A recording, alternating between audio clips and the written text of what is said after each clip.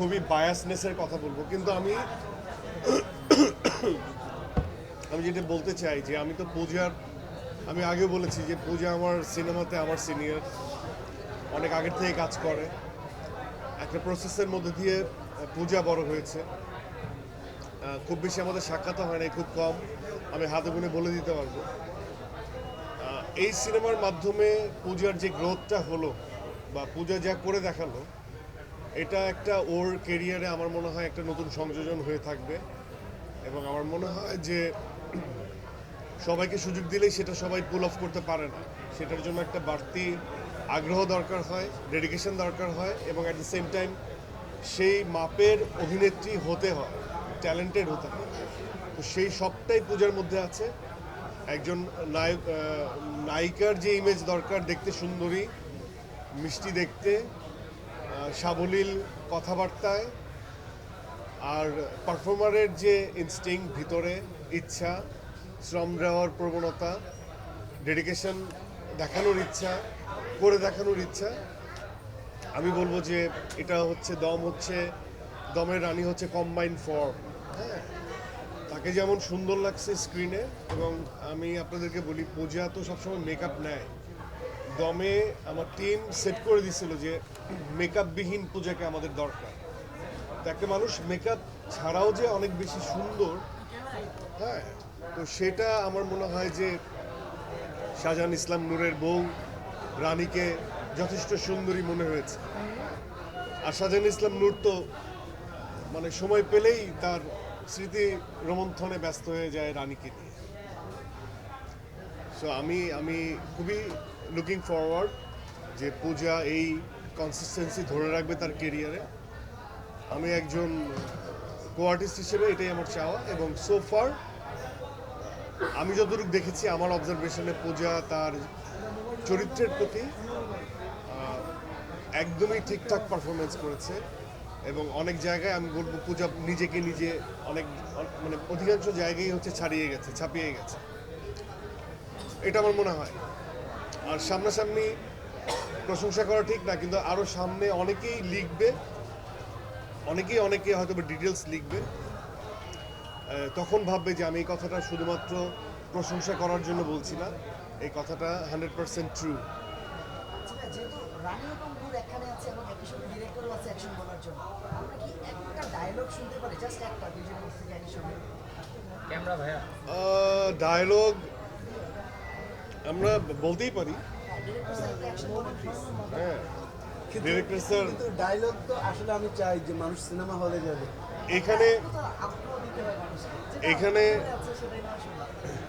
এখানে একটা কথা বলা যেতে পারে, অ্যাকশনের আগে আমি বলতে পারি যে অ্যাকশনের আগে বলো তাহলে না। অ্যাকশনের আগেই বলতে পারি যে যে আমি শাহজাহান ইসলাম নূর বাংলাদেশি মুসলমান। মনে রেখো এই কথাটা কেন বলছি এবং এই কথাটা কেন বলি আমরা। হ্যাঁ, তো বাংলাদেশ বলতে আমার রানী, আমার মা, আমার দেশ, আমার বাপের ভিটা, অনেক কিছু। মুসলমান এটা আমার ধর্ম, আমি মুসলিম। আর এই কথাগুলো মনে রাখতে বলছি। তো এই কথাগুলো, এই লোকেশনগুলো, এই চরিত্রগুলোর সাথে দম, ইটস এ মেটাফোর। মানে অনেকগুলো দম যখন এক হয় তখন আসলে দমদার হয় জিনিসটা। আসলে দমটা ওই বলে না যে অনেকগুলো লাঠি যখন একযোগ হয় তখন ভাঙাটা খুব কঠিন হয়। তো দমটা হচ্ছে এরকম, ইটস এ মেটাফোর, যে যে কোনো কিছু করতেই একাগ্রতা লাগে এবং দম লাগে। তো আমরা একাগ্রতাকেও এই যে আমি ধরে আমি মানে একদম নিজেকে স্থির করে ফেললাম যে না আমার এটাকে করতেই হবে। তো ওই যে স্থির করে ফেলার জন্য কিন্তু দম লাগে। তো এটাই। আর বাদ বাকি তো আপনারা কি দেখেছেন দম? এখনো দেখেন নাই? আপনারা কি দেখেছেন? টিকিট পাওয়া যাচ্ছে না। হ্যাঁ, আমরা একসাথে করবো, আমরা দেখাবো, একসাথে হ্যাঁ দেখবো। হ্যাঁ, আমরা একসাথে দেখবো। আমরা সুজিতকে খুঁজছি আপনার বাসায়। সুজিত কই? সুজিত আসছিল, এখন না, এখন চলে গেছে? ক্যারেক্টার সম্পর্কে একটু বলেন ভাইয়া, আপনি কতটা এনজয় করছেন তার সঙ্গে স্ক্রিন শেয়ার? না, আমরা একসাথে, আমার আর চঞ্চল ভাইয়ের সিনেমায় তো প্রথম।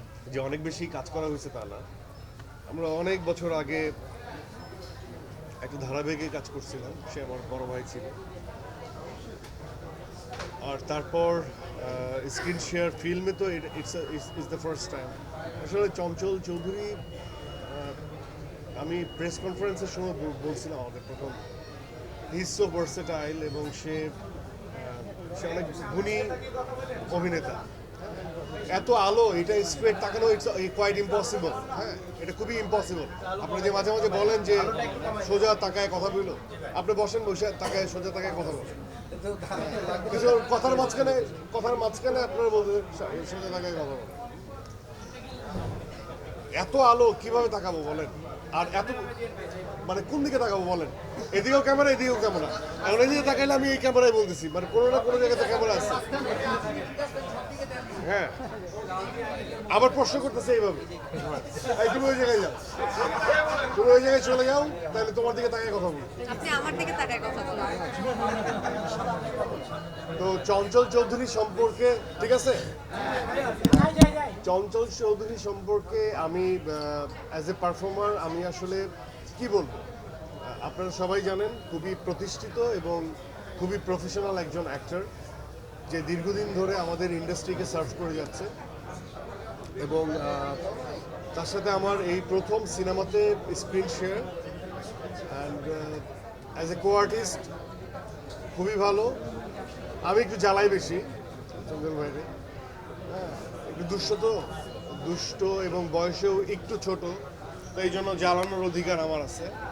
হ্যাঁ, বয়সে বড় হয়েও যান। একটু ছোট, খুব খুব বেশি ছোট তো না। ভাইয়া একটু যদি জানতে চাই যে ঈদকে কেন্দ্র করে কালকে ঈদেরও আজকে সিনেমা হলে পরিবারকে কি সময় দিচ্ছে? সবসময় তো পরিবারের মধ্যেই আছি। ঈদকে কেন্দ্র করে আমার ঈদের সময় আসলে পরিবারের সাথেই সময় কাটানো হয়। আর সিনেমায় কাজ করার সুবাদে আমার অসম্ভব রকম কি বলবো ফাঁকা সময় থাকে। তো নাটকের সময় আমরা যেটা করতাম 24/7 আসলে নাটক নিয়ে দৌড়াদৌড়ি করতাম, প্রত্যেক দিনই নাটকের কাজ থাকতো এবং ঈদের সময় অনেক বাজে প্রেশার থাকতো। তো এরপর যখন লাইফে একটু স্থিরতা আসছে, সিনেমা করি, তো আর এন্ডোর্সমেন্টে কাজ করি, বিভিন্ন ব্র্যান্ডের হয়ে কাজ করি, তো আমার পরিবার খুব খুশি, এখন অনেক বেশি সময় পায়। এবং শুধু ঈদ না, ঈদ ছাড়াও প্রতিদিনই আমি চাই পরিবারের সাথে, আমার পরিবারে খুব কম মানুষ, মানে আমি যেখানে থাকি সেখানে আমার ওয়াইফ এবং আমার সন্তান,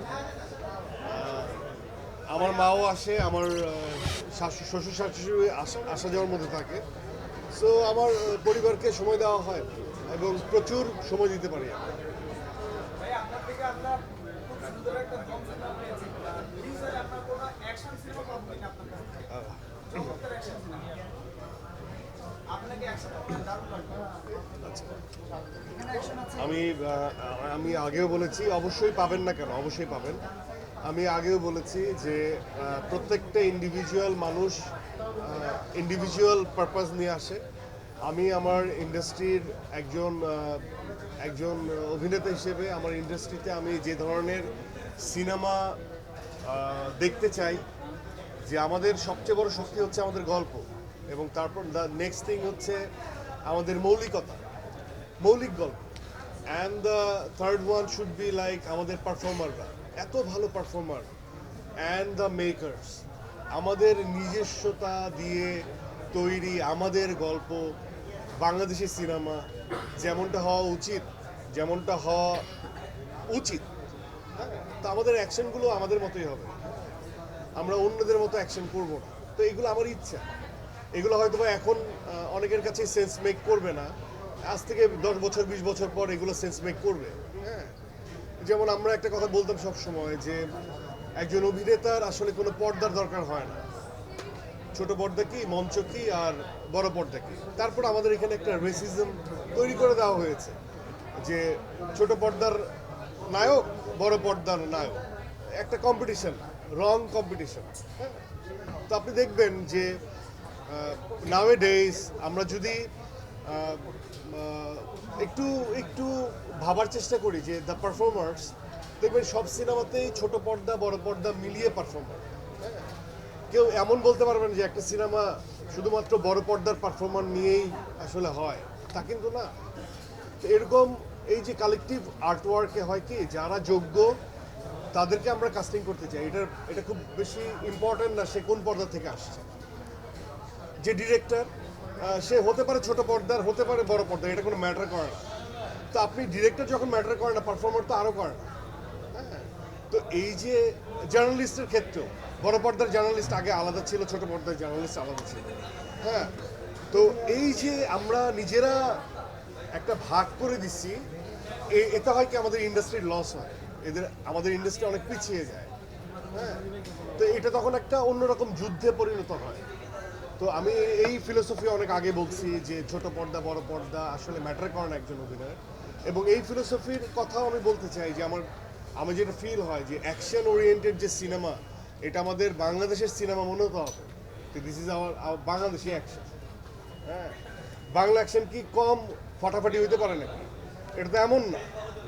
কিন্তু এই যে কিছু কনভেনশনাল ওয়েতে করা অ্যাকশন আমার কাছে খুব বোরিং লাগে। অ্যাজ এ অডিয়েন্স আমার কাছে খুবই ভালো লাগে না।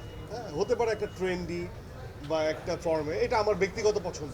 হয়তো বা পূজার সেটা নাও একমত হতে পারে, হয়তো বা রনি সেটা একমত নাও হতে পারে।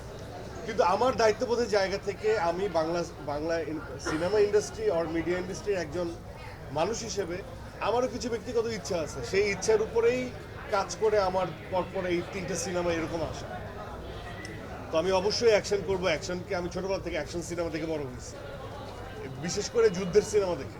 হ্যাঁ, তো এখন সাপোজ ধরেন যে একটা যুদ্ধের সিনেমা, হার্ডকোর যুদ্ধ হচ্ছে, সেটা তো অ্যাকশন।